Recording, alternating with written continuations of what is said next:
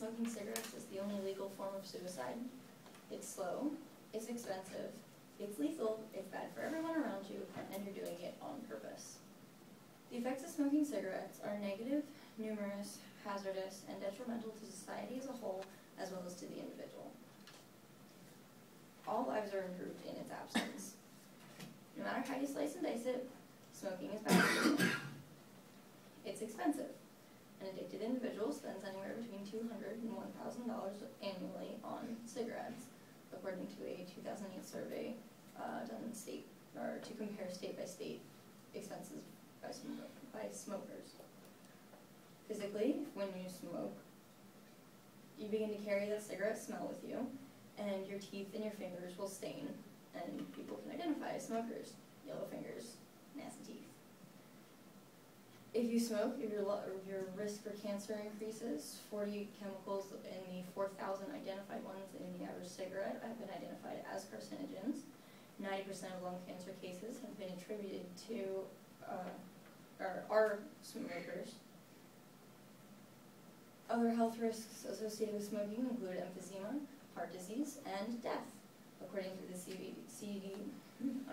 CDC, smoking takes an average of 7 years off of your life, and it kills 400,000 Americans annually, making it the most preventable premature cause of death in the United States.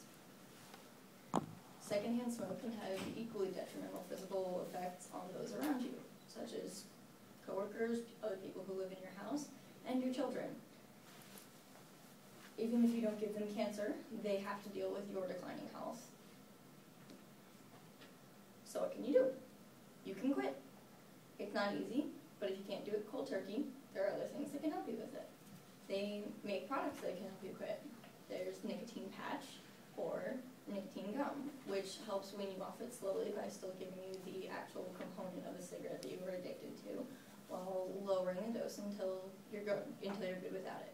It's kind of like training wheels for unlearning how to ride a bike. Another good distraction that I've heard that isn't as expensive as maybe the patch or gum is eating Fireball candies. Any sort of cinnamon candy seems to distract the brain, have similar, not effects to smoking, but distracts that part of your brain that wants cigarettes. Other methods for quitting smoking, and you can enable a reward or punishment system. Every time you smoke, you owe somebody $10. Every time you want to go buy a pack of cigarettes, but you don't, you go buy yourself your favorite snack food instead. But the single most important factor in trying to quit smoking is to have support. Whether it's individuals who know you personally who really want you to quit, or an anonymous support group of other people like you who want you to quit. Because if you can quit, they can quit. No matter what you think, somebody wants you to quit. And when you quit, you won't die because of cigarettes. You won't smell bad, or lose friends, or money, or make other people sick. And I mean, everyone could use an extra $200, $1,000, right? For the most part, smell will wash out, stains will fade with treatment or with lack of reinforcement, and your level of risk for the aforementioned afflictions drops severely once you quit. And then you are no longer a walking health hazard to those who have to live with you.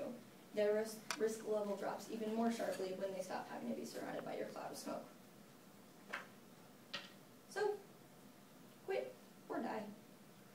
Smoking is bad news. It's bad for you, bad for your wallet, bad for your health, it's bad for those around you, and you're doing it on purpose. But just as purposefully, you can quit and not have to worry about any of that.